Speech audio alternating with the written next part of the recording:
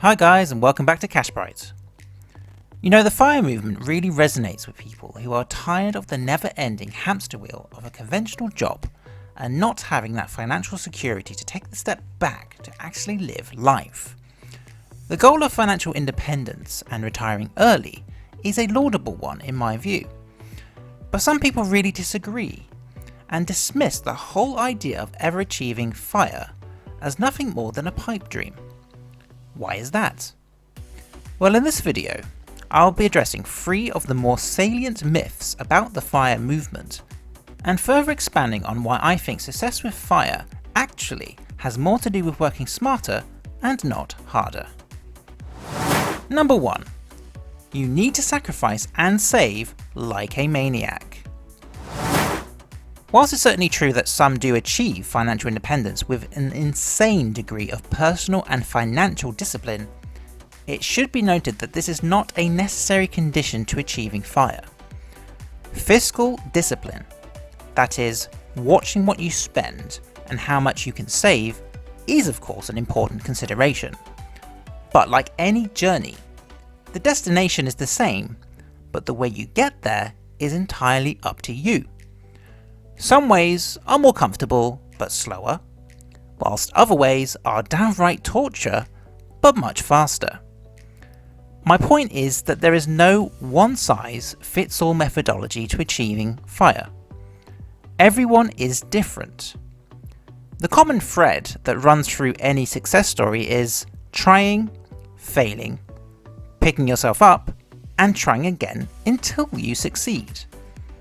Of course, if you're not the kind of person that feels comfortable to sacrifice, scrimp and save like crazy, you shouldn't deploy this approach.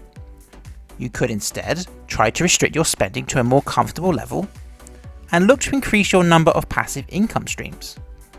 It's a marathon, not a sprint after all. And what ultimately matters is decreasing your dependence on conventional income sources and having more time for the things in life that matter the most. Number 2. FIRE is too reckless and risky. We all live our lives consciously and unconsciously managing the risks around us. Risk is therefore an inescapable part of all of our lives. Now, FIRE does of course carry inherent risks because it's all about turning away from the familiar avenues of income and relying on assets such as stocks and the housing market, which are of course inherently volatile. But let's not confuse the unfamiliar with recklessness. First, risk and reward are closely related concepts, hence the phrase, nothing ventured, nothing gained. Second, risk can be managed, and in the case of passive income, it can be spread through diversification. You can also build up savings which can be drawn upon during times of hardship. Third, standing still and not taking chances to improve your life can be just as risky, if not more so, when compared to FIRE.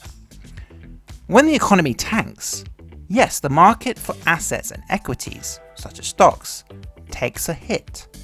But fundamentally, it is the economy itself which is most affected, and this means businesses and their employees.